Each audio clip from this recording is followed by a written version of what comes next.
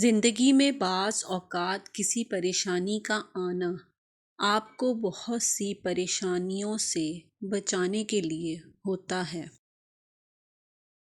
ہم تکلیف کے جس مقام پر بھی ہوں، ہم سے آگے ضرور کچھ لوگ ہوتے ہیں۔ انہیں دیکھ کر ہمیں شکر کی لاٹھی ضرور تھام لینی چاہیے تاکہ راستہ سہولت سے کٹ سکے۔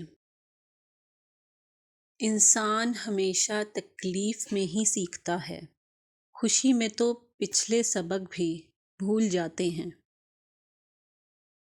جس شخص کو اللہ کے ہر کام میں حکمت سمجھ آ جائے، وہ زندگی میں کسی بھی واقعے کے رونما ہونے پر شکوہ نہیں کرتا۔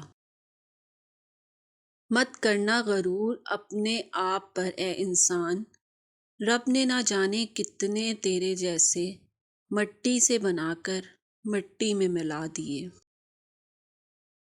جب تم پر کوئی ایسی مشکل آ جائے جو تیرے بس سے باہر ہو تو صبر کرو اور اللہ کی طرف سے کشادگی کا انتظار کرو۔ دکھ انسان کو ریت کی طرح ڈھا دیتا ہے یا پھر چٹان کی طرح کھردرا اور سخت بنا دیتا ہے۔ لوگوں سے یاد کرنے کا شکوہ مت کرو، کیونکہ جو انسان اپنے رب کو بھول سکتا ہے وہ سب کو بھول سکتا ہے۔ صبر ایک ایسی سواری ہے جو اپنے سوار کو گرنے نہیں دیتی، نہ کسی کے قدموں میں اور نہ ہی کسی کی نظروں میں۔